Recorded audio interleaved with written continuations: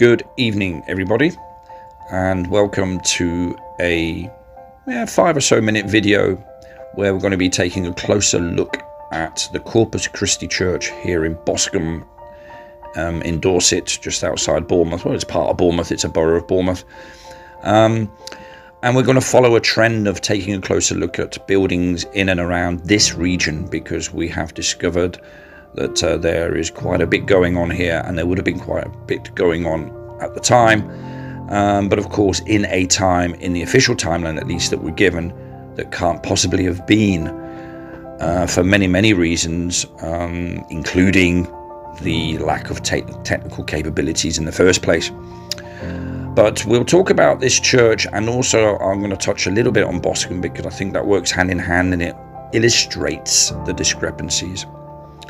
Corpus Christi Church is a Roman Catholic church in Boscombe, on the outskirts of Bournemouth in Dorset.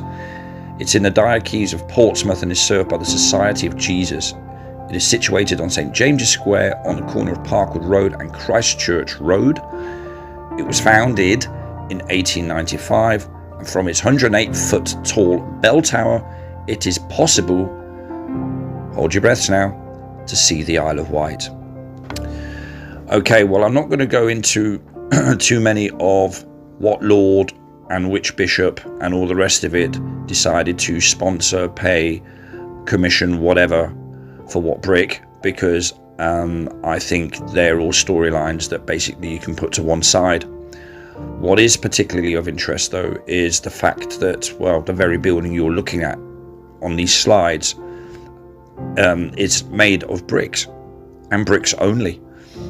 And in order to construct a building like this, you have to A, quarry the material, B, somehow get that material from the quarry to an area where you can then turn it into shapes the size of bricks, so you'd have to form them.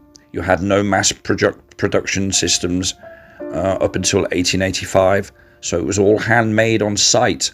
But of course, you've got to get all the stuff to the site in the first place. You would have needed the manpower, you would have needed the know-how, the qualified building people, whoever they may be, whatever they were doing. They would have had to know what they were doing. There are so many things. There was no existing transport system, certainly no system of any note, and trains and rail networks and all that. They were all in their infancy. I mean, you still struggle to get across the south of England today on trains, never mind back in the 1870s, 1880s. So there are lots and lots of things that don't jive, as it were, once you start scratching below the surface and giving it a little bit of thought. And that's what then springs to my mind when I look at a building like this one that we are looking at right now.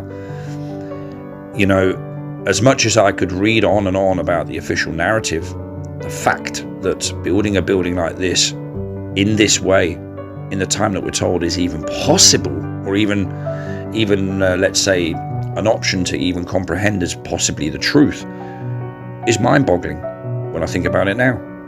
Because of course it's totally unrealistic to believe that could ever have happened. But something did happen, and they were built, and they are there. Many other buildings are not there, but these big sturdy ones are. And why do I say not there? Well, because we know that the ground levels have risen, because we can see that, because a lot of these older buildings are semi-submerged, aren't they? So that leaves a lot of questions open as to when these buildings were built, what happened after they were built, and everything else.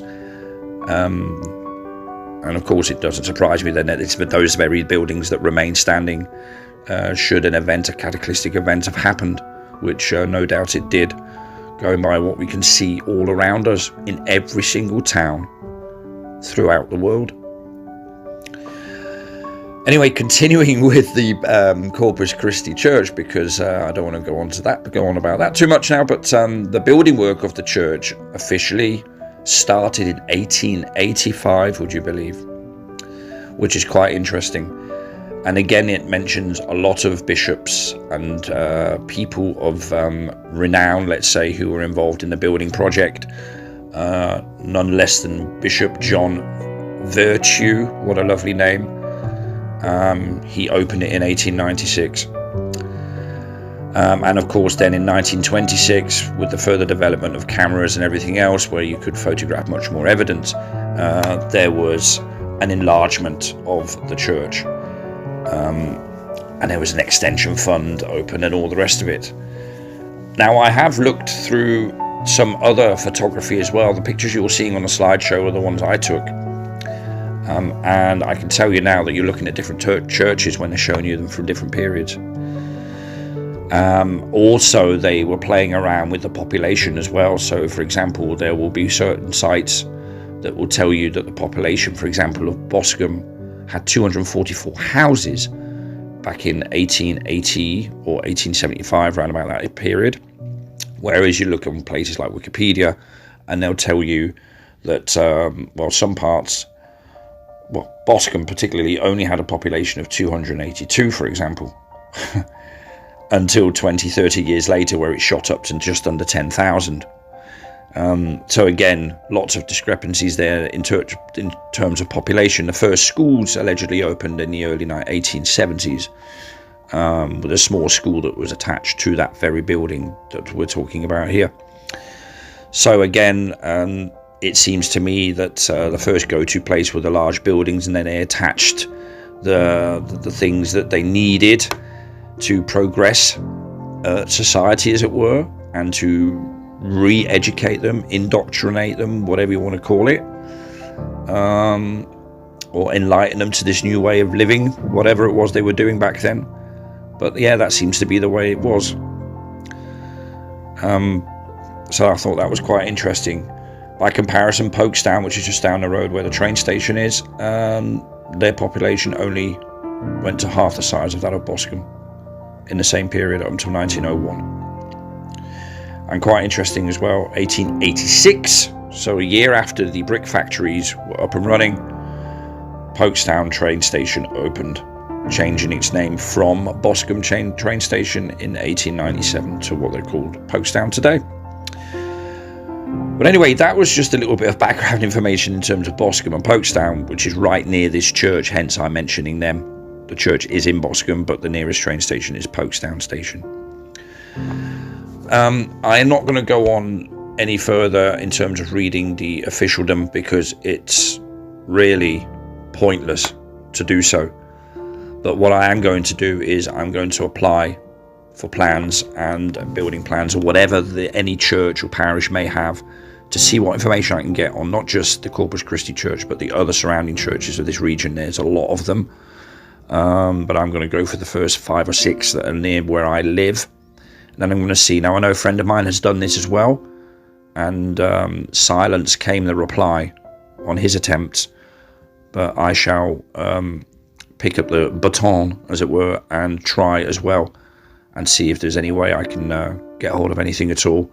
And I'm also going to try the council, because I think, if we look at all the narratives and all the officialdoms written about all of these kind of buildings, it's all very standardized, and the gaps in the narrative are all very, very similar. The things that happen to these buildings are awfully similar as well, and it's always left down to 1 or 2 very rich local people, funnily enough, who seem to sponsor and commission everything and everything else. Yet there was nothing but shrubbery and woodlands around this area, for example, according, again, to officialdom. There's so much conflicting narrative out there, which kind of reminds you of something, doesn't it? Funny that. I mean, far be it from me to suggest there would be a pattern when it comes to approaching how to sell a narrative to a public. Hey. But anyway, yes, there you go. I've well shot over the time that was allocated to me. But I hope you nevertheless enjoyed the photography. And we will endeavour to get back to you as soon as possible with some more videos, sometimes accompanied with music, sometimes with my audio, and of course our weekly podcast that we will be putting out, as we will be doing this Sunday at 1800 UK time. So until then, I hope you all enjoy your weekend, and we will all speak very soon. Some of you sooner. Bye bye for now.